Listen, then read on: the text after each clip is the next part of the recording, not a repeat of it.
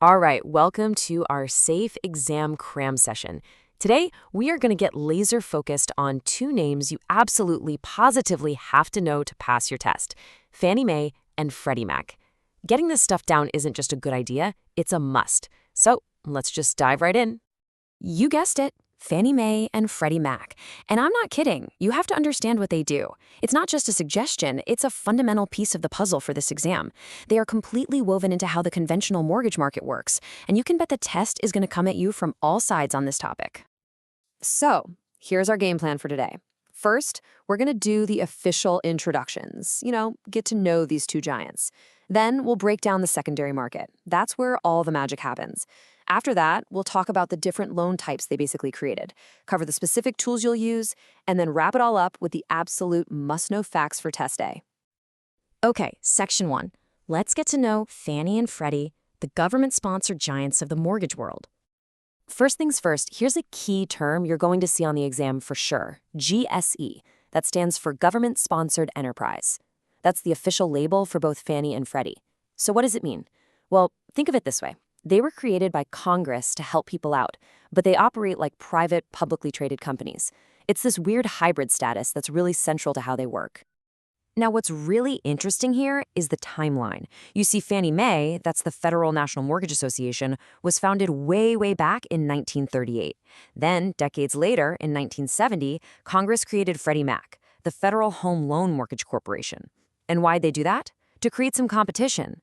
They didn't want Fannie Mae to have a total monopoly. This ensured a more stable, steady flow of mortgage money. That's why people often call Freddie the brother company to Fannie. Their goals are pretty similar, but they are two separate companies. So we know who they are. But now for the really important part. What do they actually do? And that brings us to the secondary mortgage market. This is the whole reason these two giants even exist. It's all about how they keep the money flowing so lenders can keep making new home loans. Okay, you really need to understand this four-step process. So picture this. It all starts when your local bank gives someone a home loan. That's step 1, origination. Then Fannie or Freddie swoops in and buys that loan from the bank.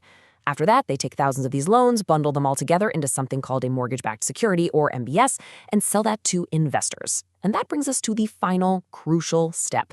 The bank that made the original loan gets its cash back. That gives them the liquidity to go out and make more loans for more home buyers. It's this huge, continuous cycle that literally keeps the housing market running. Now, because Fannie and Freddie are the ones buying up all these loans, guess what? They get to set the rules.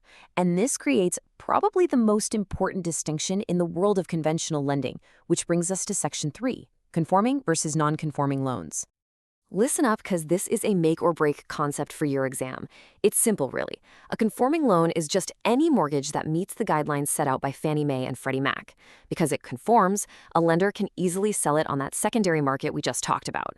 On the flip side, you have non-conforming loans. Think jumbo loans or subprime loans. These do not meet the guidelines, so they can't be sold to Fannie or Freddie. The original lender has to either keep that loan on their own books or find some other private investor to buy it. And one of the biggest rules they set? The loan limit. For 2025, that magic number is $806,500. You have to memorize this number. Any loan amount above this limit is automatically a non-conforming loan, and we call that a jumbo loan. Okay, on to Section 4, the practical stuff. These are the specific systems and forms you just have to know, not just for the exam, but for the job. They're all directly tied to Fannie and Freddie. Let's call these the tools of the trade. So how does a lender check if a loan actually meets the guidelines? Well, they use an automated underwriting system, or AUS. Now, for the exam, you have to connect the dots. Fannie Mae is Desktop Underwriter, or DU. Freddie Mac is Loan Product Advisor, or LPA. This is just pure memorization, folks. Say it with me. Fannie is DU, Freddie is LPA. Lock it in. All right, time for a rapid-fire round of key forms. These numbers are absolutely testable.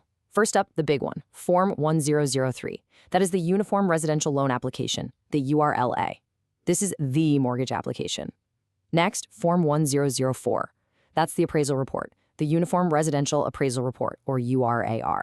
And Form 105 is for the verification of employment, the VOE. Just a couple more to know. Form 1006 is the verification of deposit, or VOD. This is how we confirm the borrower has the money they say they do. And finally, Form 1008 is the transmittal summary. Just think of it as the cover sheet for the entire loan file. Again, you've got to know these by both their number and their name for the exam.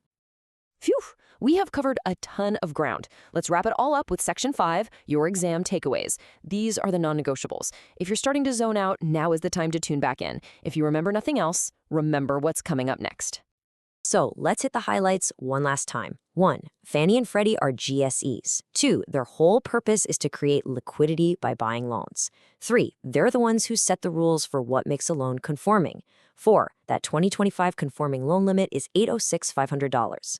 5. Connect Fannie to DU and Freddie to LPA.